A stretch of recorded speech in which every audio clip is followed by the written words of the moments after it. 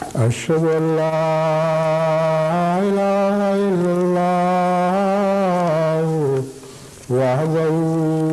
لا شريك له وأشهد أن محمدا عبده ورسوله أما بعد فأعوذ بالله من الشيطان الرجيم بسم الله الرحمن الرحيم الحمد لله رب العالمين الرحمن الرحيم مالك يوم الدين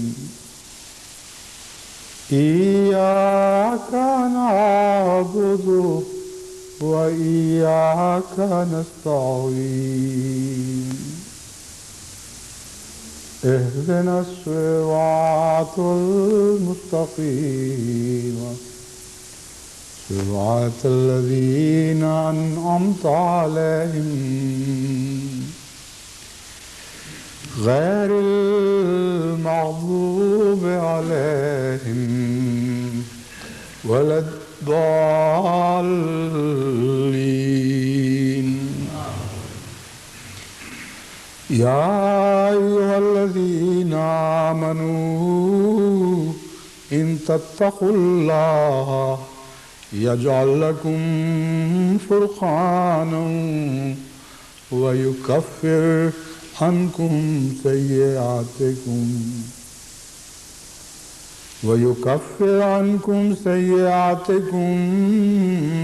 ويغفر لكم والله ذو الفضل العظيم وإذ يمكر بك الذين كفروا ليثبتوك أو يقتلوك أو يخرجوك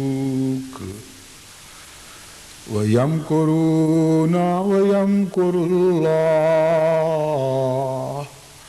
والله خير الماکرین۔ سورہ الانفال آیات 30 اور 31۔ گزشتہ خطبے میں نے جماعت کو اس طرف توجہ دلائی تھی کہ اللہ تعالیٰ جو قادر مطلق ہے اور جب چاہے جس چیز کا فیصلہ فرمائے، جس انداز میں چاہے اسے عدم سے وجود میں لا سکتا ہے، اس کے باوجود وہ منصوبہ بناتا ہے اور ہر کام جس کا فیصلہ کرتا ہے اس کے لیے ایک باقاعدہ منصوبہ بناتا ہے، اس منصوبے کے تحت وہ کام جاری ہو جاتے ہیں۔ تو مومن کا کام ہے جو خدا کے سچا بندہ ہے کہ اللہ ہی کے رنگ اختیار کرے، اور جس طرح خدا تعالیٰ ایک فیصلے کے بعد منصوبہ بناتا ہے، مومن بھی اپنے کاموں میں منصوبہ بنائے۔ مومنوں کے منصوبے سے متعلق گفتگو چل رہی ہے۔ اس سلسلے میں یہ بیان کر دینا چاہتا ہوں کہ کافر بھی منصوبہ بناتا ہے، بس یہ کسی صورت مومن کے لیے ممکن ہی نہیں ہے کہ وہ منصوبے کے بغیر اپنی زندگی کو کسی رنگ میں بہتر رنگ میں ڈھال سکے۔ ایک طرف اس کے آقا و مالک کا مزاج ہے جو منصوبے بناتا ہے، اگر اس سے محبت ہے، اس سے پیار ہے، اگر اسے عقل کل سمجھتا ہے تو لازماً اس کی پیروی کرنی ہوگی، اور اگر نہ کرے تو دشمن کے ہاتھوں مارا جاتا ہے، کیونکہ قرآن کریم فرماتا ہے کہ دشمن بھی منصوبے بنا رہا ہے۔ یہ دو آیات جن کی میں نے آپ کے سامنے تلاوت کی ہے، ان میں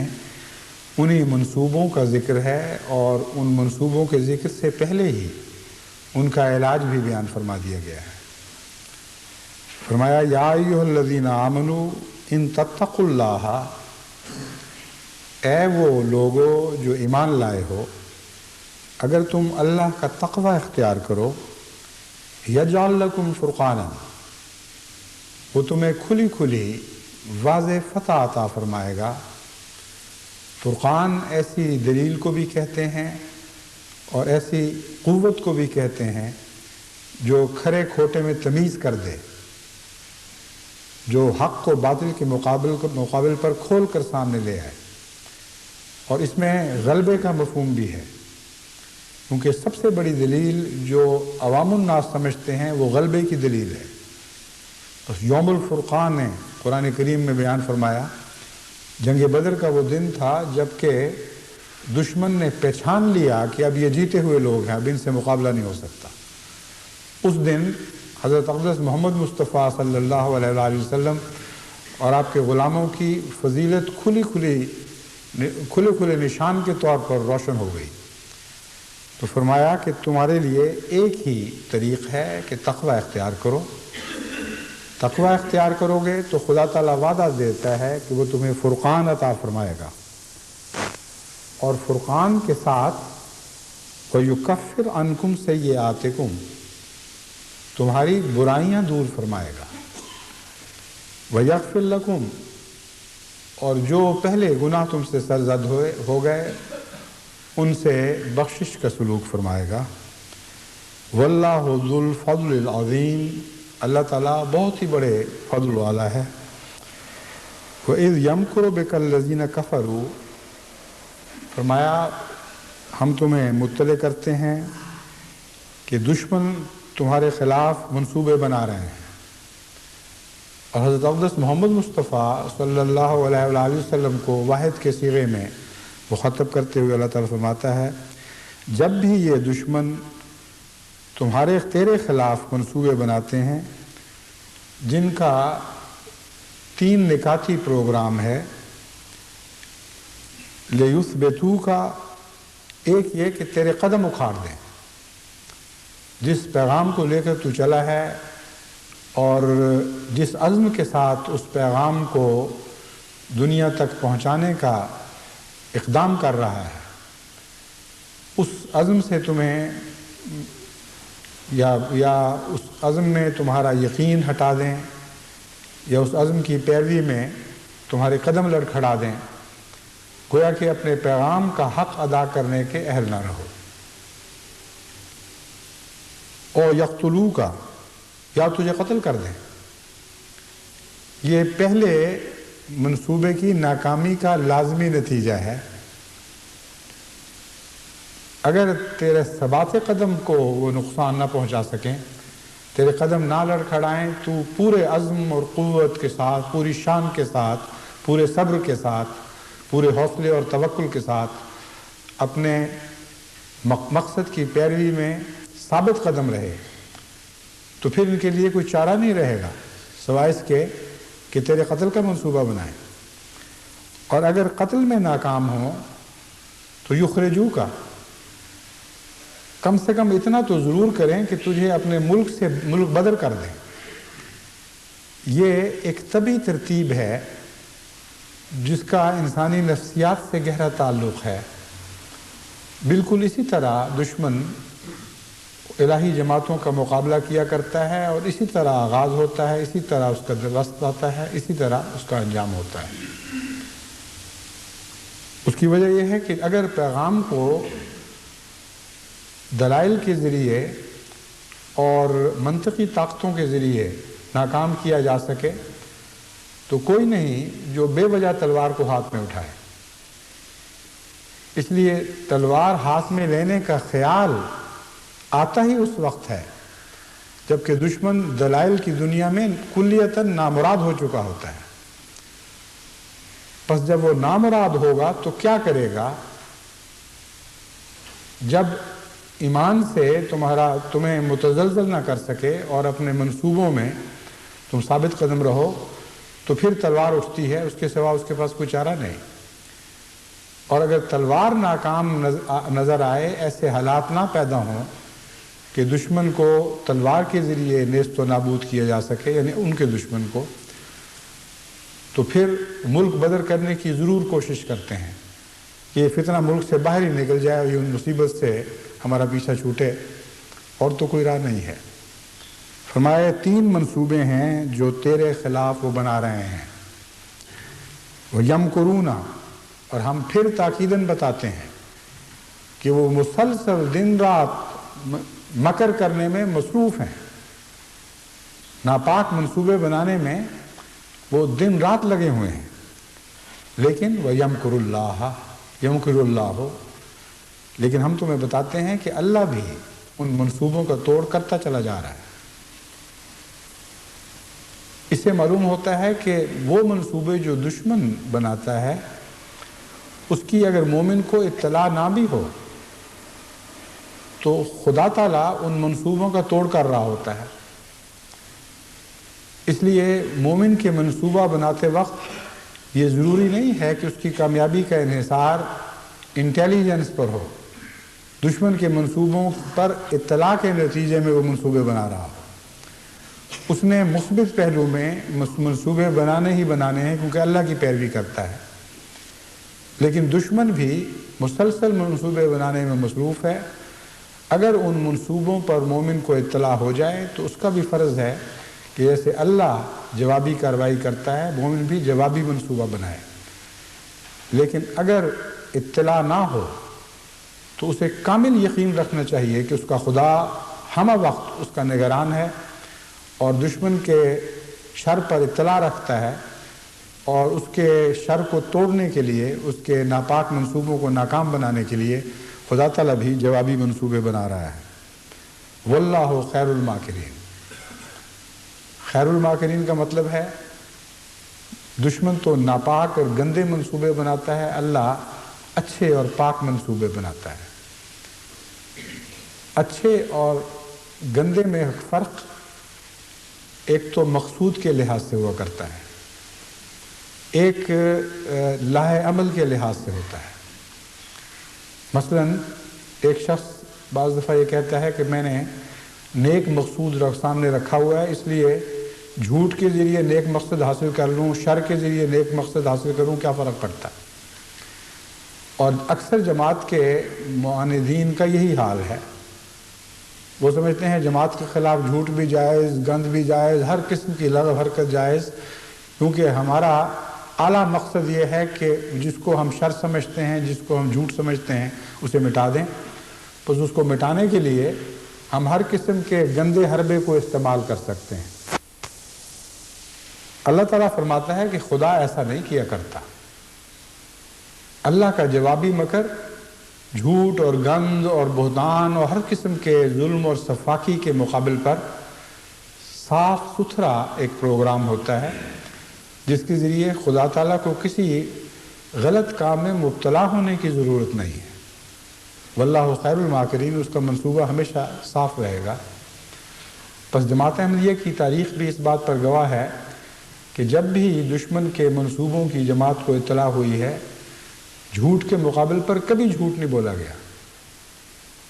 شر اور فتنہ پھیلانے کے مقابل پر کبھی شر اور فتنہ نہیں پھیلایا گیا۔ بعض دفعہ یہ بھی بہتان لگاتے ہیں کہ احمدیوں نے شیعہ سنی فساد برپا کرنے کا فیصلہ کر لیا۔ بھٹو صاحب اپنے آخری دور حکومت میں اپنی جان اسی طرح بچایا کرتے تھے کہ ہر فساد کی ذمہ داری احمدیوں میں ڈالنے کے لیے وہ یہ پہلے ہی انٹیلیجنس کے ذریعے خبریں پھیلا دیا کرتے تھے، اخباروں میں شہرت پر اشتہار دے دیا کرتے تھے کہ احمدی فلاں شرارت کرنے لگے ہیں، اسے بچ جاؤ۔ حالانکہ احمدیت کے مزاج میں ہی وہ بات نہیں۔ چنانچہ بسا اوقات ایسا ہوا کہ جب احمدیوں کے خلاف کوئی الزام لگایا گیا، یعنی اسی قسم کا گندہ قتل کا الزام، شر پھیلانے کا الزام، تو بڑے چوٹی کے تجربہ کار پولیس افسروں نے یہ کہہ کر رد کر دیا کہ ہم احمدیت کا مزاج جانتے ہیں، یہ ہو ہی نہیں سکتا۔ ان کی 100 سالہ تاریخ سامنے کھڑی ہے، یہ اگر منصوبہ بنائیں گے تو خیر الماکرین والا منصوبہ ہوگا، شر الماکرین والا نہیں ہو سکتا۔ تو اللہ تعالیٰ فرماتا ہے واللہ خیر الماکرین، مومن کو بھی جب جوابی منصوبہ بنانا ہو تو خیر الماکرین ہونا پڑے گا۔ اور دوسرا خیر کا مطلب بہتر کا ہے، جیسا کہ میں پہلے بھی بیان کر چکا ہوں، غالب آنے کی صلاحیت ہوتی ہے اس منصوبے میں۔ دشمن کے ہر منصوبے کو لازماً یہ بہتر منصوبہ ناکام کر دیتا ہے، اور صلاحیتوں کے لحاظ سے بہتر کے معنی میں خیر الماکرین ہے۔ اب سوال یہ ہے کہ اللہ تعالیٰ نے اس آیت میں جو ابتدا ہی میں مومن کو نصیحت فرمائی ہے وہ دراصل دشمن کے سارے منصوبوں کا توڑ ہے، اور خدا تعالیٰ کا مومن کے لیے منصوبے بنانا اس مرکزی نقطے سے تعلق رکھتا ہے جس کا اس سے پہلے بیان ہو گیا ہے۔ اس کو مضبوطی سے پکڑ لو تمہارے سارے کام ٹھیک ہو جائیں گے، وہ ہے تقوی۔ اس ساری آیت میں ایک ہی چابی رکھی گئی ہے، باقی سب اس چابی کے ذریعے کھلتے ہوئے تالوں کے مناظر دکھائے گئے ہیں، لیکن خدا کے منصوبے بنانے کا تعلق بھی مومن کے تقوی سے ہے۔ جس مومن میں تقوی نہ ہو اس کے لیے خدا منصوبے نہیں بنایا کرتا، اس کے حق میں کوئی بھی وعدہ پورا نہیں ہوتا، اسے کوئی فرقان عطا نہیں کی جاتی۔ بس جب میں یہ کہتا ہوں کہ آپ اپنے لیے منصوبہ بنائیں، انفرادی طور پر منصوبہ بنائیں، تو اس میں سب سے اہم قابل توجہ بات دعا کے بعد یہ ہے کہ آپ اپنے تقوی کا منصوبہ بنائیں، اور تقوی کا منصوبہ بنانے کے لیے ضروری ہے کہ آپ کو علم ہو کہ آپ میں کیا کیا کمی ہے،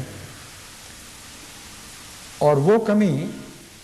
بعض دفعہ ایسی بھی ہوتی ہے جو آپ کے بس میں ہو کہ اسے دور کر دیں، اور بعض دفعہ ایسی بھی ہوتی ہے کہ آپ اپنی برائیوں کے ہاتھوں مغلوب ہو چکے ہوتے ہیں اور کوئی پیش نہیں جاتی۔ ان دونوں حالتوں میں خدا تعالیٰ نے آپ کو متقی ہی قرار دیا ہے۔ یہ بہت ہی قابل ذکر نقطہ ہے، بہت ہی توجہ کے لائق نقطہ ہے کہ یہاں متقی کی تعریف یہ نہیں فرمائی کہ متقی وہ ہے جو نیتوں میں بھی کامل ہو اور عمل میں بھی کامل ہو، اس میں نقائص نہ ہو، میں صرف ان کی مدد کروں گا۔ اگر یہ ہوتا تو دعوت اللہ کرنے کے لیے خدا کے ہاتھ کچھ بھی باقی نہ رہتا، کیونکہ تقوی کی مصیبت یہ ہے کہ جتنا تقوی بڑھتا ہے اتنا ہی انسان اپنے آپ کو گناہگار بھی سمجھنے لگ جاتا ہے، اور بسا اوقات درست ہوتا ہے کیونکہ اس کا نیکی کا معیار بڑھتا رہتا ہے۔ جس چیز کو وہ نیکی سمجھتا ہے وہ ایک مقام پر نہیں رہتی بلکہ اس کا معیار بلند ہوتا رہتا ہے۔ اسی کا نام عرفان ہے۔ تو تقوی اس کے نقائص کھول کھول کر اس کے سامنے لاتا ہے، اور جب نقائص سامنے لاتا ہے تو وہ کہتا ہے میں متقی نہیں ہوں۔ جب متقی نہیں سمجھتا تو کہے گا مجھے فرقان عطا نہیں ہوگی، مجھ سے خدا یہ سلوک نہیں فرمائے گا، وہ سلوک نہیں فرمائے گا، میرے لیے منصوبے نہیں بنائے گا۔ تو پہلا قدم اٹھانے سے پہلے ہی اس کی کمر ہمت ٹوٹ جاتی ہے۔ یہاں دیکھیں خدا نے کیسی عجیب تعریف فرمائی ہے۔ یہ وہی تعریف ہے دراصل جو قرآن کریم میں سورہ بقرہ کے آغاز میں ہی بیان کی گئی، ھدی للمتقین۔ وہاں متقی سے مراد اعلیٰ درجے کے تربیت یافتہ لوگ نہیں ہیں، کیونکہ وہ تو پہلے ہی ہدایت پا چکے ہوتے ہیں۔ وہاں وہ تقوی کی تعریف ہے جو اس آیت میں ہے، پیش نظر ہے، کہ انسان سچائی کے ساتھ، خالص نیت کے ساتھ پاک ہونے کا ارادہ کر لے، یہ فیصلہ کرے کہ اس راہ پر چلنے کے لیے مجھے اس راہ کے اسلوب بھی سیکھنے ہوں گے، اور میں اپنی موجودہ کمزوریوں کے ساتھ اس راستے پر چلتا ہوا اچھا نہیں لگتا۔ یہ ارادہ کر کے جب وہ یہ فیصلہ کرے کہ میں پوری کوشش کروں گا کہ اپنے نقائص کو دور کروں اور اپنی خوبیوں میں اضافہ کروں، تو اللہ تعالیٰ فرماتا ہے میں نے تجھے متقی قرار دے دیا ہے، تیرا یہ ارادہ ہی مجھے منظور اور مقبول ہے۔ اگر یہ خالص ہے، اگر یہ سچائی کے ساتھ کیا ہوا ارادہ ہے، تو اللہ تعالیٰ وعدہ فرماتا ہے کہ تجھے ضرور فرقان عطا کرے گا، کیونکہ میری خاطر، میرے راستے پر چلنے کے لیے تو نے یہ پروگرام بنایا ہے۔ فرقان کا مضمون یہ بات کھول رہا ہے، اور بعد میں آنے والی آیت یہ بات روز روشن کی طرح ظاہر کر رہی ہے کہ یہاں وہ متقی مراد ہے جو دعوت اللہ کا ارادہ کر کے گھر سے نکلتا ہے، یا دعوت اللہ کے ارادے گھر بیٹھے باندھتا ہے اور ان سوچوں میں غلطان ہے اور پریشان ہے کہ اے خدا میں تو کمزور ہوں، میرے اندر یہ بیماری وہ بیماری، طرح طرح کے عوارض مجھے لاحق ہیں، میں تو اس لائق اپنے آپ کو نہیں پاتا کہ باہر نکل کر تیری طرف دنیا کو بلاؤں، کیونکہ جو تیری طرف بلانے والا ہو اس میں تیرے جیسے اخلاق چاہیے، دنیا دیکھ تو سکے کہ کس کی طرف سے آیا ہے۔ یہ وہ شکوک و شبہات ہیں جن کے رد کے طور پر آیت کا بقیہ حصہ ہے، اور بقیہ حصہ بتا رہا ہے کہ یہ شکوک پہلے پیدا ہوئے، یہ وہم پہلے پیدا ہوئے ہیں۔ تو سب سے پہلے خوشخبری رکھ دی، سب سے بڑی، ہم تجھے فرقان کی بشارت دیتے ہیں، تیرے اور غیر میں تفریق کی جائے گی۔ یہاں لفظ فرقان دوہرے معنی رکھتا ہے، اس پر آپ غور کریں تو انسان قرآن کی فصاحت و بلاغت پر وجد میں آ جاتا ہے۔ دعوت اللہ کرنے والے میں اور دعوت اللہ جس کو کی جاتی ہے اس میں ایک فرق تو ہونا چاہیے۔ اگر فرق نہ ہو تو بلانے والا کس طرف بلاتا ہے؟ اگر وہ اعلیٰ اخلاق کا مالک نہیں، اگر وہ اعلیٰ خوبیوں کا حامل نہیں، اگر وہ خدا کی صفات اپنے اندر نہیں رکھتا اور اس میں اور غیر میں تفریق ہی کوئی نہیں ہے، تو اندھا اندھے کو بصارت کی بشارت دے رہا ہے۔ کوئی بلانے والا اگر خود بھوکا ہو تو خوراک کی طرف کیسے بلا سکتا ہے؟ تو یہ مضمون ہے کہ پھر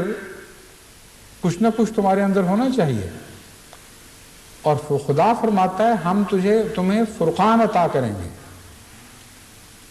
اور فرقان عطا کرنے کی تشریح یہ ہے وَيُكَفِّرْ عَنْكُمْ سَيِّئَاتِكُمْ، اللہ تعالیٰ تمہاری برائیاں دور فرما دے گا۔ جب برائیاں دور فرما دے گا تو تم میں اور تمہارے غیر میں تمیز ہو جائے گی، بہت نمایاں فرق نظر آئے گا۔ وَيَغْفِرْ لَكُمْ ذُنُوبَكُمْ، اور تمہارے گناہوں سے بخشش کا سلوک فرمائے گا۔ بخشش سے مراد اخروی بخشش ہی نہیں، وہ تو ہے ہی، لیکن اس دنیا میں جب بخشش ہوتی ہے تو انسان اپنے اعمال کے بد نتائج سے بچایا جاتا ہے۔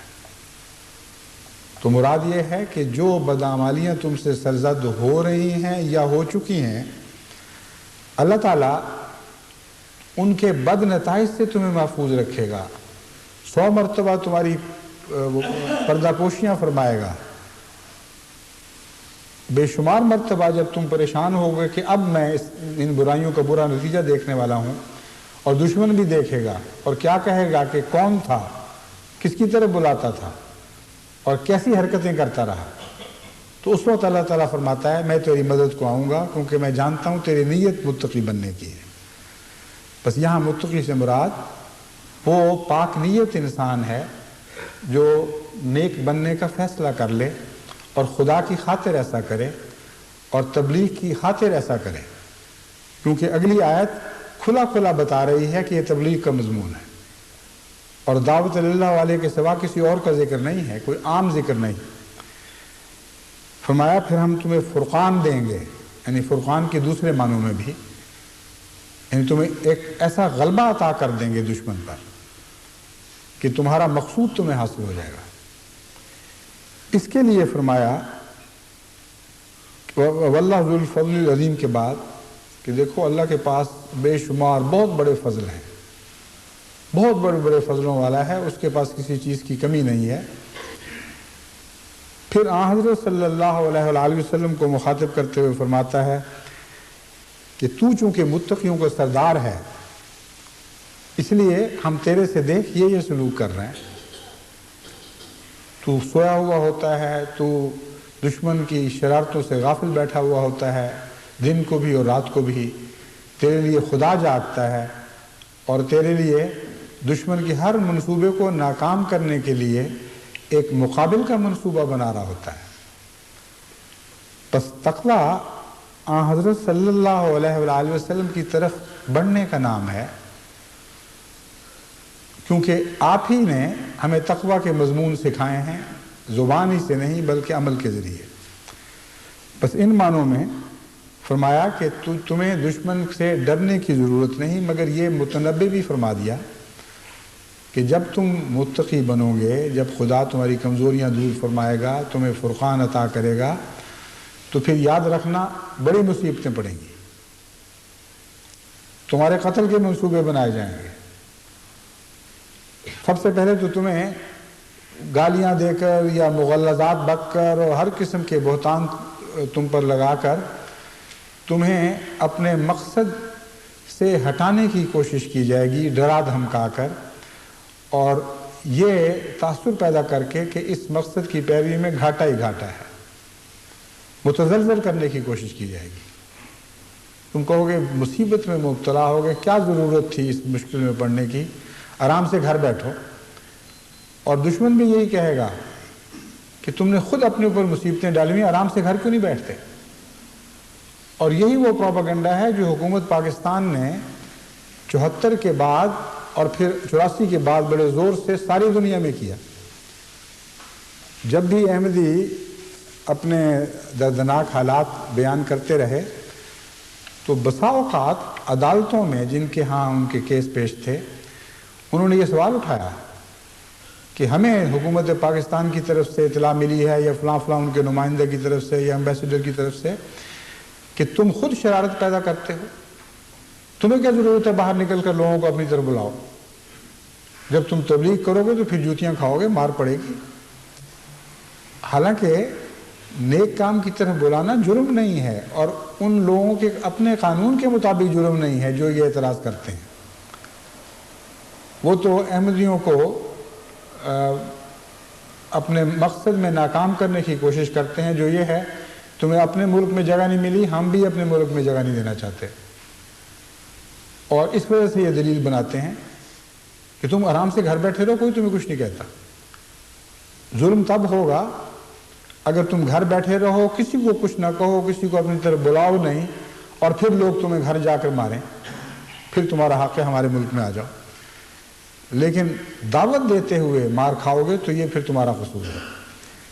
یہ دلیل واقعتاً بہت سی عدالتوں میں پیش کی گئی، اور پھر جماعت کی طرف سے اس کا معقول مؤثر رد بھی پیش کیا جاتا رہا، لیکن بعض ججوں نے نہیں تسلیم کیا۔ تو مومن تو بغیر دعوت کے رہ نہیں سکتا، اور کسی دنیا کے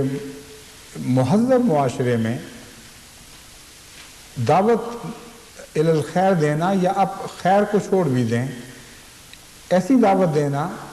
جس میں ایک شخص زبانی بغیر کسی زبردستی کے، بغیر کسی لالچ کے کسی کو اپنا ہم خیال ہونے کی طرف بلاتا ہو، یہ جرم نہیں ہے،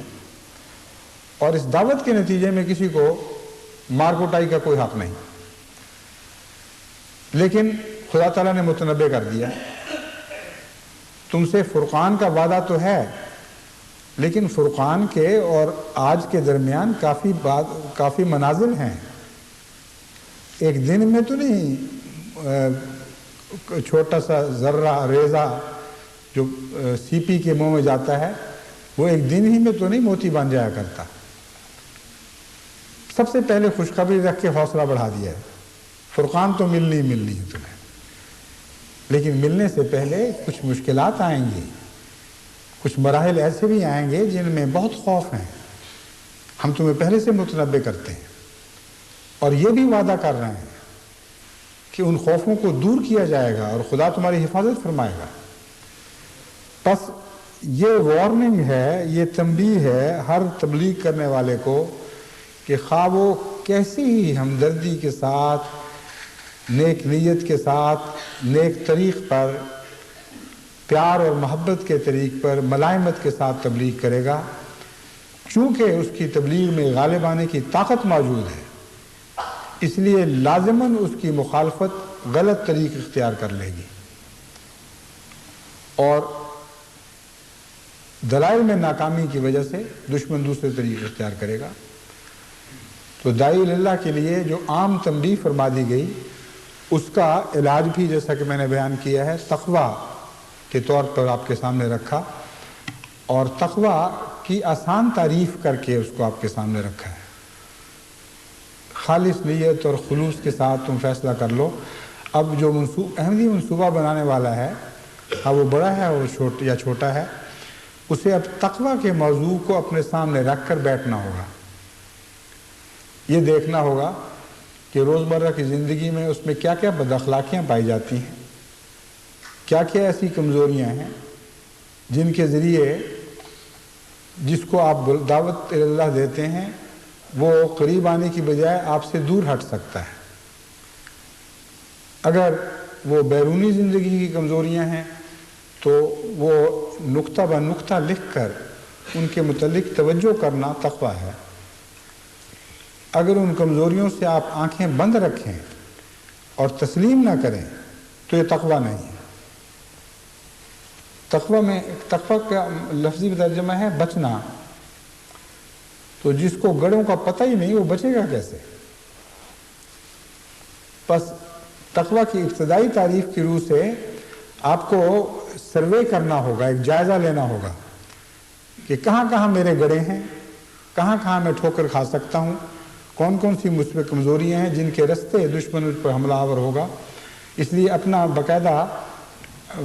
چارٹ بنانا ہوگا اپنی کمزوریوں کا، کھلا کھلا نہ لکھنا چاہیں نہ لکھیں، اپنے علم میں لے کے آئیں، ذہن میں ان چیزوں کو حاضر کر لیں اور ان کو دور کرنے کے منصوبے کا نام تقویٰ ہے۔ وہ ہوگا خدا کی مدد سے اور خدا کے فضل سے، لیکن آپ کے ذہن میں حاضر ہوں گی، وہ باتیں حاضر ہوں گی تو پھر اگلا قدم اٹھے گا، ورنہ آپ اس ابتدائی تعریف میں متقی نہیں قرار دیے جا سکتے۔ سچے دل سے خلوص نیت کے ساتھ نیکی کی کوشش کرنا تقویٰ ہے، لیکن نیکی کیا ہے؟ اس کا آغاز ہے بدیوں سے بچنا، اور بدیوں سے بچنے کے لیے بدیوں کا علم ہونا ضروری ہے۔ پس قرآن کریم کے ایک ایک لفظ میں اگر آپ اتر کر دیکھیں تو اور بہت سی نئی راہیں دکھائی دینے لگتی ہیں۔ کئی ایسے ایوان آپ کے سامنے کھلتے ہیں جن میں پہلی دفعہ آپ نے جھانک کر دیکھا ہوتا ہے۔ بس ہر داعی اللہ کو اپنی کمزوریاں دور کرنے کا باقاعدہ منصوبہ بنانا چاہیے، ان کو لکھنا چاہیے۔ جو بیرونی کمزوریاں ہیں جن کا معاشرے سے تعلق ہے وہ بھی، اور جو اندرونی کمزوریاں ہیں وہ بھی بہت ہی اہمیت رکھتی ہیں۔ بیرونی کمزوریوں کا تعلق زیادہ تر آپ کی ذات سے ہے۔ آپ جب دعوت دیتے ہیں کسی کو اور آپ بدنام ہیں لین دین میں تو لاکھ دعوتیں دیتے پھریں، لوگوں کو پتہ ہے کہ یہ لین دین کا کچا آدمی ہے، باتیں بناتا ہے۔ اگر مبالغے کی عادت ہے، جھوٹ بول دیتے ہیں تو آپ کی بات کا اعتماد اٹھ جائے گا، اس میں وزن نہیں رہے گا۔ جتنی مرضی آپ چرب زبانی استعمال کریں، جھوٹے کی بات کا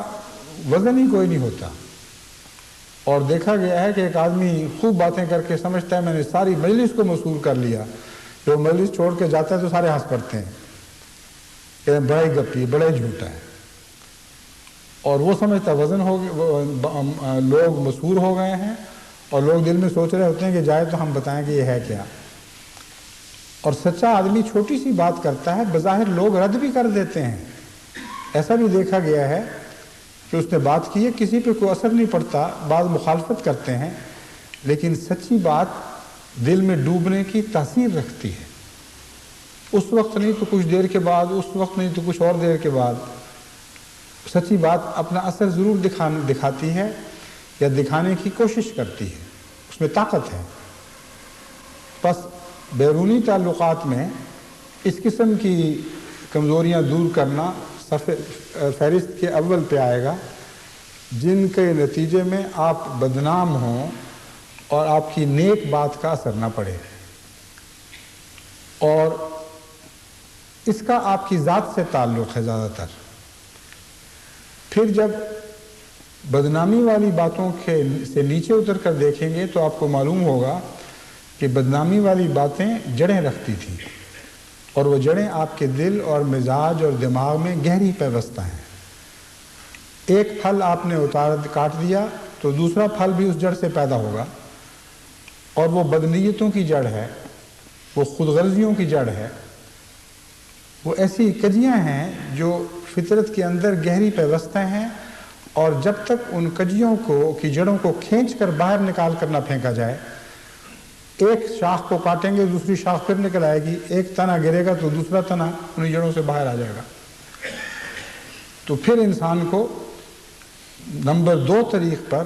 اپنی فطرت کا گہرا اندرونی جائزہ لینا ہوگا، اور یہ دیکھنا ہوگا کہ میں مالی لین دین میں کمزوری کیوں دکھاتا تھا؟ کیا توکل کی کمی ہے، یا طبیعت میں شوخی اور چالاکی ہے؟ سچ جھوٹ کا فرق نہیں معلوم، اور بدی کا بھی اتنا ہی مزہ آتا ہے حرام پیسے کا جتنا حلال پیسے کا۔ تو یہ بیماری جو ہے زیادہ گہری ہے، اور یہ صرف لین دین سے تعلق نہیں رکھتی، بلکہ اور بہت سے اس کے اثرات ہیں جو ساری انسانی اخلاق کے دائرے پر پھیلے ہوئے ہیں۔ تو اس طرح منصوبہ بنائیں گے تو پھر منصوبہ در منصوبہ بننا شروع ہو جائے گا۔ یہ تو بیرونی حالت کا نام ہے، بیرونی حالت سے تعلق رکھنے والا منصوبہ ہے۔ ایک اندرونی حالت ہے جو گھر میں ظاہر ہوتی ہے، آپ کا اپنے بچوں سے سلوک ہے، آپ کا اپنی بیوی سے سلوک ہے، آپ کا اپنی والدہ سے، اپنی بہنوں سے سلوک ہے، اپنی بیوی کی والدہ، اس کی بہنوں سے، اس کے باپ، اس کے رشتہ داروں سے سلوک ہے۔ ایک اور دنیا آپ کے گھر سے نکل آئی جو گھر کی دنیا ہے لیکن بہت اہمیت رکھتی ہے، اور اس کا تعلق نہ صرف آپ کی موجودہ زندگی سے ہے بلکہ آپ کی اولاد کی قیامت تک کی آئندہ زندگی سے ہے۔ باہر آپ بدنام ہوں گے تو غیر آپ کی بات کو توجہ سے نہیں سنے گا یا وزن نہیں دے گا، لیکن گھر میں اگر آپ بگڑ گئے تو آپ کی نسلیں بگڑ جائیں گی، بجائے اس کے کہ آپ دعوت اللہ کے ذریعے دوسروں کو باہر سے اسلام کے اندر داخل کرنے والے بنے یا خدا کی راہ میں ان کے قدم کھینچیں، ان کو دھکا دے کر پیچھے ہٹانے والے بن جائیں گے۔ ان کو ہی نہیں، اپنی اولاد کو، وہ تو آپ کے نہیں بن سکے، لیکن آپ کی اولاد جو آپ کی کہلاتی تھی وہ بھی آپ کی نہیں رہے گی۔ بسا اوقات بد اخلاق خاندانوں کی بیویاں ایمان کھو بیٹھتی ہیں، اور ان کی اولاد ان کو اس طرح دیکھتی ہے کہ ذلیل لوگ ہیں، ان کی کوئی حیثیت نہیں ہے، نیکیاں باہر کی دنیا کے لیے ہیں، دعووں کے طور پر ہے، حقیقت میں اس شخص کے اندر کچھ بھی نہیں۔ چنانچہ میں نے ایسی اولادوں کو اتنا بارہا برباد ہوتے دیکھا ہے کہ دل لرزتا ہے اس بدی کے بد نتائج پر نظر ڈال کر۔ گھر میں اپنے اخلاق کو لازماً اچھا بنانا ہوگا، ورنہ دعوت اللہ کے مثبت نتیجے کی بجائے منفی نتائج نکل رہے ہوں گے۔ اب جو کچھ آپ کے پاس ہے وہ بھی کھو رہے ہوں گے، اور اس طرف جماعت نے ابھی پوری توجہ نہیں دی، سنجیدگی سے توجہ نہیں دی، اور وہ سمجھتے ہی نہیں کہ اس کی اہمیت کیا ہے۔ ساری جماعت مراد نہیں، جماعت کے میں ایک طبقہ ہے جو اللہ کے فضل سے زرخیز زمین کی طرح ہے، ان پر جب نصیحت کا بیج گرتا ہے تو پھر اس کو مٹا نہیں دیتے بلکہ اس کے خواص کو ابھارتے ہیں اور اپنے سینے میں اس کو جگہ دیتے ہیں، وہ نشو و نما پاتا ہے، اور اس سے اور آگے پھر نیکیاں بڑھتی ہیں، نیکیوں کے نئے نئے پھل لگتے ہیں۔ چنانچہ بسا اوقات بعض لوگ پھر خوشی سے دعائیں لینے کی خاطر لکھتے ہیں کہ یہ ہم نے گھر میں بدسلوکی کی تھی یا کیا کرتے تھے، اور آپ کا فلاں خطبہ پہنچا، اس کے بعد ہم نے سوچا اور خدا کے فضل سے توفیق مل گئی کہ اب یہ اس بدخلقی سے ہم تائب ہو چکے ہیں، گھر صاف ہو گیا ہے، اور نتیجتاً کہتے ہیں اب مزہ آیا گھر کا، اتنی خوشی ہوئی ہے، ایسے اچھے تعلقات پیدا ہو گئے ہیں ہمارے گھر میں کہ دیکھنے والے بھی رشک کریں۔ تو اللہ تعالیٰ کے فضل سے جماعت کو جب میں کہتا ہوں ابھی توجہ نہیں دی، مراد یہ نہیں ہے کہ نعوذ باللہ ساری جماعت ہی گونگی بہری ہے، چند ایسے ہیں، اور میرے خیال میں گھر کے معاملے میں چند سے بھی زائد، جو گھر میں اپنے ان اخلاق کا کم سے کم بنیادی اخلاق کا مظاہرہ بھی نہیں کرتے۔ میں نے بیویوں کی بات کی ہے، بیویوں کے تعلقات خامدوں سے بعض دفعہ خامدوں کی وجہ سے بگڑتے ہیں، بعض دفعہ خامدوں کے بیویوں کی وجہ سے بگڑتے ہیں، دونوں طرف امکان موجود ہے، احتمالات ہیں، لیکن زیادہ تر مرد کا قصور ہوتا ہے۔ حضرت صلی اللہ علیہ وآلہ وسلم نے فرمایا خیرکم لأہلہ وانا خیرکم انا خیرکم لأہلی، تم میں سب سے اچھا وہ ہے جو اپنے اہل کے لیے، اپنے بیوی، اپنے گھر والوں کے لیے، اہل خانہ کے لیے سب سے اچھا ہو، اور میں تم میں اپنے گھر والوں کے لیے سب سے اچھا ہوں۔ بعض دفعہ جب لوگوں کو نصیحت کی جاتی ہے تو وہ کہتے ہیں، قرآن کریم میں اللہ تعالیٰ فرماتا ہے الرجال قوامون علی النساء، ہم نے ان کو عورتوں کو سیدھا رکھنا ہے، ڈنڈے کے ساتھ سیدھا رکھنا پڑے، بدتمیزی کے ساتھ سیدھا رکھنا پڑے، گالی گلوچ دے کر سیدھا رکھنا پڑے، یہ ہمارا کام ہے۔ اس لیے عورت ذات کو ٹھیک کرنے کے لیے ضروری ہے کہ تحکم ہو، روب ہو، اور مجال نہ ہو اس کی کہ خامد کی مرضی کے خلاف کوئی بات کر سکے۔ یہ اس آیت پر تہمت ہے، اور ایسی تہمت ہے جس نے سارے اسلام کو دنیا میں بدنام کر رکھا ہے، کیونکہ حضرت صلی اللہ علیہ وآلہ وسلم نے اس غلط تشریح کا کوئی رستہ ہی نہیں باقی چھوڑا۔ فرمایا خیرکم لأہلہ وانا خیرکم لأہلی۔ حضرت صلی اللہ علیہ وآلہ وسلم سب سے زیادہ قوام تھے، اور آپ کے قوام ہونے نے کبھی بھی بدخلقی کا مظاہرہ نہیں کیا، کبھی بھی بدخلقی کا لباس نہیں اوڑھا۔ تو وہ کیسے قوام ہے، بدقسمت اور بدنصیب،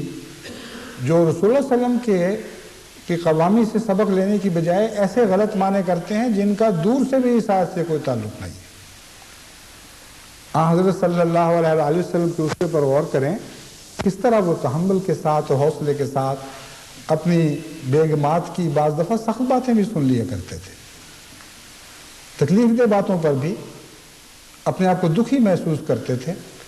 مگر کبھی ایک دفعہ بھی حضرت اقدس محمد مصطفیٰ صلی اللہ علیہ وسلم نے گھر میں بد کلامی نہیں کی، ایک دفعہ بھی ایسا واقعہ نہیں ہوا۔ پس قوام کے کیا معنی ہیں، آپ حضرت صلی اللہ علیہ وآلہ وسلم سے سیکھیں، پھر آپ کو پتہ لگے گا کہ آپ کی بدتمیزیاں قابل مواخذہ ہیں، اور خدا کے نزدیک یہ یقیناً پکڑی جائیں گی۔ چنانچہ اس کا ایک پھل، بد پھل، کڑوا پھل تو یہ ملتا ہے کہ اولاد برباد ہو جاتی ہے۔ اچھے دعوت دینے والے نکلے کہ نئی زمینیں فتح کرنے کی بجائے جو زمین حاصل تھی وہی ہاتھ سے جاتی رہی، جس جگہ سے غیر قوموں کو فتح کرنے نکلے تھے وہ قوم ہی اپنی نہ رہی، اپنی سرزمین سے بھی ہاتھ دھو بیٹھے۔ بس دعوت اللہ کے وقت ایسی بدنصیبی نہیں ہونی چاہیے، بس منصوبے میں یہ بات شامل کریں۔ خاص طور پر ان احمدی مردوں کو، بدنصیبوں کو میں متوجہ کرنا چاہتا ہوں جو بعض دفعہ نمازوں میں تو بڑے پکے ہوتے ہیں، جماعتی کاموں میں بھی آگے ہوتے ہیں، لیکن گھروں میں ظلم کرتے ہیں۔ وہ اپنی ساری نیکیوں کو اپنے ہاتھ سے مٹا رہے ہوتے ہیں، کچھ بھی اس کا باقی نہیں رہتا۔ بعض دفعہ عورتوں کے بڑے دردناک خط ملتے ہیں، اور ظلموں کی ان کی داستانیں اگر وہ سچی ہیں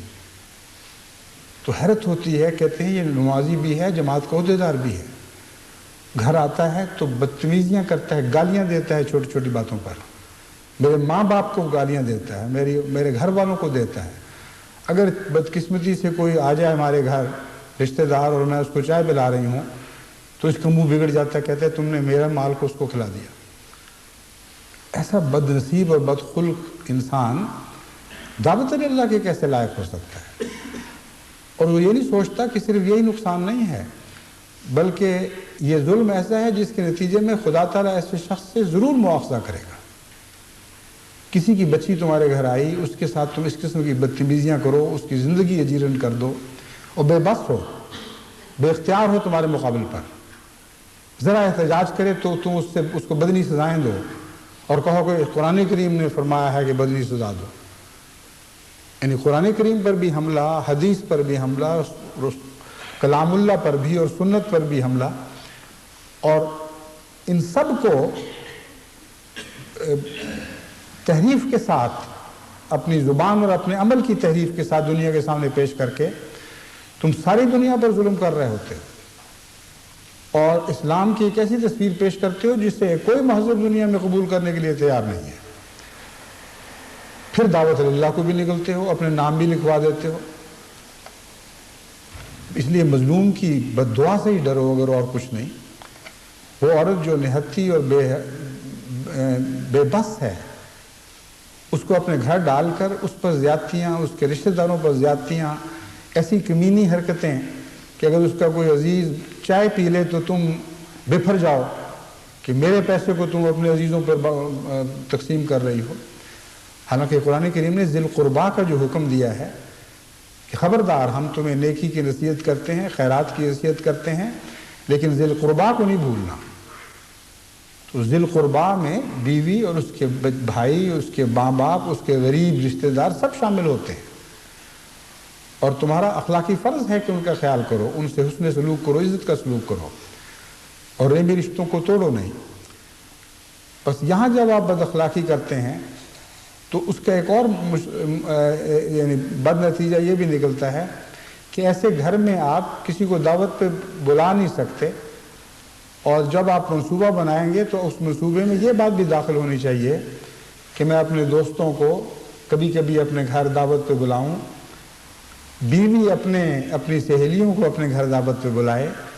بچے اپنے دوستوں کو اپنے گھر دعوت پر بلائیں، اور گھر میں لا کر دکھائیں کہ گھر ہوتا کیا ہے، آپس کے تعلقات ان کو دکھائی دیں، ایک پیار اور محبت کی جنت کو اپنی آنکھوں کے سامنے دیکھیں، وہ محسوس کریں کہ اسلامی گھر میں تو آئندہ کی جنت کا وعدہ نہیں بلکہ اس دنیا کی جنت کا نمونہ پیش کر دیا گیا ہے، اور اس کے بغیر مغربی دنیا میں تو دعوت اللہ بہت مشکل ہے۔ بہت سے ایسے ملنے جلنے والے آپ کے ہو سکتے ہیں جنہوں نے اسلام کے متعلق غلط تصور باندھے ہوئے ہیں، اور وہی وجوہات ہیں جو میں بیان کر رہا ہوں کہ کسی جہالت کے دور میں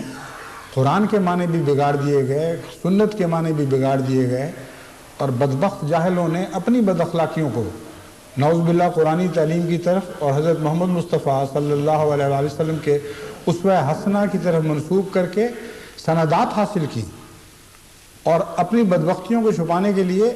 اسلام کا حوالہ دے کر دنیا کے سامنے کہا کہ ہم تو نیکی کر رہے ہیں، ہمیں تو خدا نے یہ اجازت دی ہے کہ اس قسم کی بدتمیزیاں کرتے پھریں۔ تو دیکھیے اسلام کی کیا تصویر دنیا کے سامنے بنے گی۔ یہ وہ منفی دعوت اللہ کرنے والے ہیں، وہ منہ سے تو یہ کہیں گے آؤ ہم تمہیں اسلام کی طرف بلاتے ہیں، لیکن ان کی ساری زندگیاں، ان کی پوری نسلیں گواہ ہیں تاریخ میں کہ انہوں نے دنیا کو اسلام سے بدکا دیا ہے، متنفر کر دیا ہے، پیچھے پھینک دیا ہے۔ بس آپ نے اپنا ہی حساب نہیں دینا،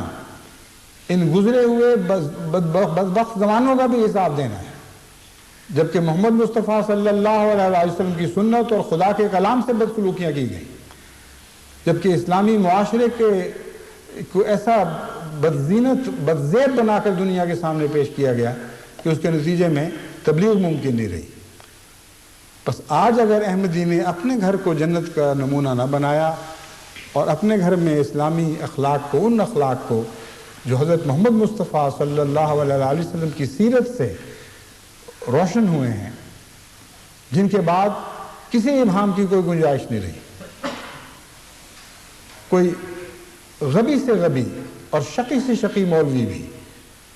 جو قرآن کے غلط معنی کرتا ہے، رسول اللہ صلی اللہ علیہ وسلم کی سیرت سے ایک واقعہ ایسا نہیں دکھا سکتا جس میں آپ نے اپنے گھر والوں پر زیادتیاں کی ہوں، اور پھر اس کی تعلیم دیتا ہے، پھر مارنے میں جلدی کرتا، کہتا ہے مارنے کا مطلب یہ ہے کہ بس اٹھاؤ ڈنڈا اور بیوی کو سیدھا کر دو۔ بس اخلاق حسنہ کے ساتھ گھر کی اصلاح کرنا، یہ ہے قوام کے معنی۔ حضرت صلی اللہ علیہ وآلہ وسلم نے یہی قوامی دکھائی تھی، جس کے اعجاز میں آپ کی امہات ساری دنیا کے لیے نمونہ بن، امہات المومنین آپ کی بیگمات سب دنیا کے لیے نمونہ بن گئی تھی۔ بس اپنے بیرونی اخلاق کی بھی حفاظت کرنی پڑے گی، اپنے اندرونی اخلاق کی بھی حفاظت کرنی پڑے گی، اور اس لیے میں مجھے درمیان میں پیغام دیا گیا تھا، اس لیے میں رک گیا بیچ میں، کہ اگر کچھ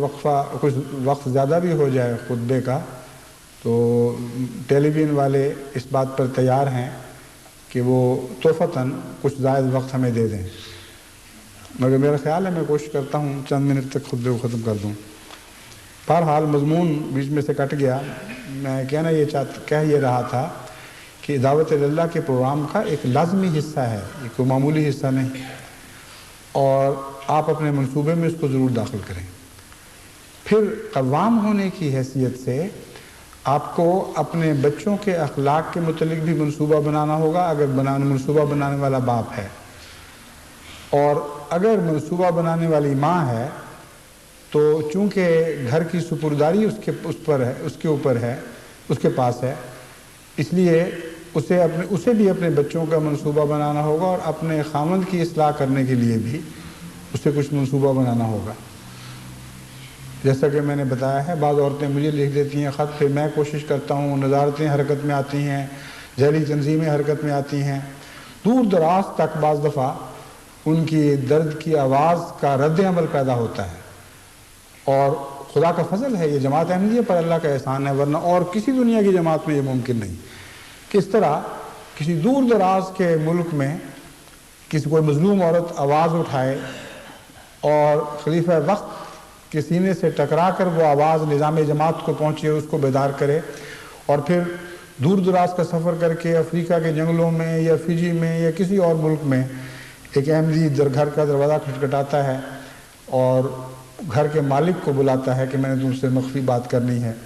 اور کہتا ہے کہ تمہاری متعلق یہ تاثر ہے خلیفہ وقت کا، اپنی اصلاح کرو، اور پھر وہ اصلاح کرتا ہے،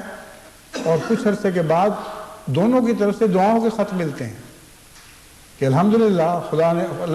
ہم نے اطاعت کا ایسا شیریں پھل پایا ہے کہ یہ برائی اگر آپ کی طرف سے پیغام نہ ملتا تو شاید ہمیں محسوس بھی نہ کبھی کرتے، لیکن اللہ نے فضل فرمایا اور اب ہم ٹھیک ٹھاک ہیں۔ اسی طرح بعض دفعہ احمدی بچیوں کی کمزوریاں، بعض دفعہ بیویوں کی کمزوریاں گھر والوں کی طرف سے ہی بطور اطلاع بھجوائی جاتی ہیں، اور خدا کے فضل سے نظام حرکت میں آتا ہے، تو نظام آپ کی پوری طرح مدد کرنے پر مستعد کھڑا ہے، اور ہم دعائیں بھی کرتے ہیں، لیکن دعوت اللہ کرنے والے کو لازماً اپنی اصلاح کا، اپنے گھر کی اصلاح کا ایک منصوبہ بنانا ہوگا۔ یہ اس کے تقویٰ کی تعریف ہے جو قرآن کریم نے بیان فرما دی کہ نیک بنو اور بدیوں سے بچنے کی کوشش شروع کر دو۔ اگر تم ایسا کرو گے تو اللہ تعالیٰ یہ وعدہ کرتا ہے کہ وہ تمہیں فرقان عطا فرمائے گا، تم میں اور تمہارے غیروں میں ایک عظیم تفریق کر دی جائے گی، جس طرح رات اور دن میں اشتباہ نہیں رہتا، دن رات سے جدا ہے اور ہمیشہ جدا رہے گا، اور رات دن سے جدا ہے، اور جن میں ذرا بھی دیکھنے کی طاقت ہو وہ دن اور رات میں شبہ نہیں کر سکتے۔ اسی طرح اللہ تعالیٰ فرماتا ہے فرقان نصیب ہوگا، تمہارے اخلاق حسنہ تمہاری شخصیت کو ایسا سیکل کریں گے، ایسی روشنی عطا کریں گے کہ تمہارے مقابل پر دوسرے اندھیرے دکھائی دیں گے، اور لوگ تمہاری طرف متوجہ ہوں گے، کیونکہ تم روشنی کے نمائندہ بن چکے ہوگے۔ روشنی خواہ چھوٹی سی بھی ہو وہ ضرور کھینچتی ہے۔ آپ اندھیری رات میں ایک جو چمکتے ہوئے جگنوں کو دیکھتے ہیں اور آپ کا دل خوش ہوتا ہے، اور بچے لپکتے ہیں کہ کسی طرح ہمارے ہاتھ میں آ جائے، ہم اسے اپنے کپڑے میں لپیٹ کر گھر لے کر جائیں، دوسروں کو بھی دکھائیں۔ روشنی میں ایک طبی جذب ہے، اور جتنا اندھیرا زیادہ ہو اتنا ہی روشنی زیادہ کشش رکھتی ہے۔ بس آج دنیا اندھیری ہے، دنیا پہ ایک تاریک رات چھائی ہوئی ہے، آپ روشنی کا انتظام کریں، اپنے اعلیٰ اخلاق کی روشنی کا انتظام کریں، اور یہ روشنی آپ کو تقویٰ سے نصیب ہوگی، اور اللہ تعالیٰ آپ کی مدد کے لیے کھڑا ہے۔ میں نے جب کہا کہ نظام جماعت آپ کی مدد کے لیے کھڑا ہے تو وہ بھی خدا کی مدد کا ایک اظہار ہے، ورنہ نظام جماعت کسی اور کا کیوں آپ کی مدد کے لیے کھڑا نہیں ہوتا، یا کمزوروں کی مدد کے لیے کھڑا نہیں ہوتا۔ وہ جو اللہ کے نمائندے ہیں انہیں کو توفیق ملتی ہے. بس اللہ کئی طریق پر آپ کی مدد فرمائے گا. جب نظام کی طرف سے آپ کو آواز جاتی ہے تو وہ خدا کی آواز ہی ہوتی ہے، اور اس پر اگر آپ لبیک نہیں کہیں گے تو اس کا مطلب آپ تقوی سے آ رہی ہیں. بس تقوی کا ایک یہ معنی بھی ہے کہ اگر خود توفیق نہیں تھی تو جب باہر سے نیکی کی آواز آئی تو کم سے کم اس آواز پر ہی لبیک کہنے کی کوشش کریں. بس اس طرح جماعت احمدیہ میں متقی لوگ پیدا ہوں گے، اور جتنا متقی لوگ پیدا ہوں گے اتنا ہی دعوت اللہ کو زیادہ پھل لگیں گے. بس اب میں آخر پر یہ گزارش کروں گا کہ اپنے گھروں میں یہ اب بات رائج کر دیں. اگر آپ اکیلے داعی اللہ ہیں تو اپنا منصوبہ بنائیں اور گھر بچوں کو بھی آمادہ کریں، بیوی کو بھی اسکیم میں شامل ہونے کے لیے آمادہ کریں. اور پھر جب بچے منصوبے بنائیں تو آپ ان سے منصوبہ لے کر ان کے ساتھ بیٹھا کریں اور ان کو بتائیں کہ اس منصوبے میں یہ کمزوری ہے. وہ منصوبہ تفصیل سے آگے کس طرح بنانا ہے انشاءاللہ اس کا میں آئندہ خطبے میں ذکر کروں گا. اللہ تعالیٰ توفیق عطا فرمائے، کیونکہ اس وقت بہت زیادہ ضرورت ہے دنیا کو دعوت اللہ کی، اور ایسے عالمی حالات پیدا ہو رہے ہیں کہ لوگ دعوت اللہ قبول کرنے کے لیے تیار بیٹھے ہوئے ہیں. بہت زیادہ توجہ ہے. میں نے جیسا کہ ایک دفعہ پہلے بھی بتایا تھا، قادیان کے سفر پر مجھے یہ تجربہ ہوا ہے کہ جن کے متعلق ہم سمجھتے تھے کہ ان کے دل میں اسلام کے لیے کوئی نرم گوشہ نہیں ہے، قادیان جانے کے نتیجے میں پتہ لگا کہ سب کے دلوں میں دروازے کھلے ہوئے ہیں، کوئی پیغام پہنچ ہی نہیں رہا، اور دل پیاسے ہیں، متمنی ہیں. حیرت انگیز خط آتے ہیں دور دراز سے،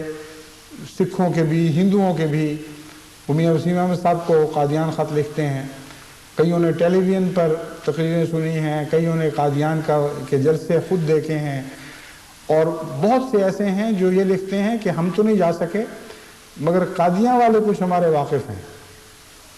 وہ ہمیں آ کے باتیں بتاتے ہیں.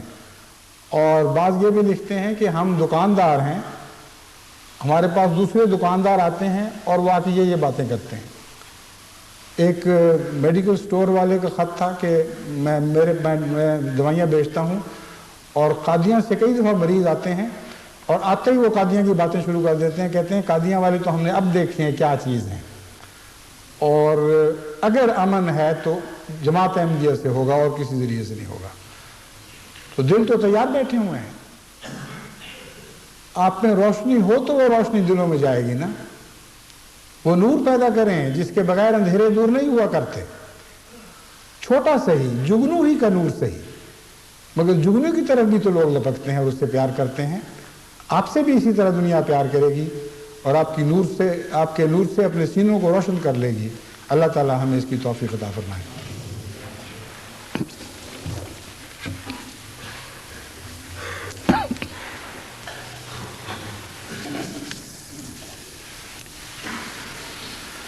الحمد لله نحمده ونستعينه ونستغفره ونؤمن به ونتوكل عليه ونعوذ بالله من شرور أنفسنا ومن سيئات أعمالنا. من يهده الله فلا مضل له ومن يضلله فلا هادي له. ونشهد أن لا إله إلا الله وحده لا شريك له ونشهد أن محمدا عبده ورسوله. عباد الله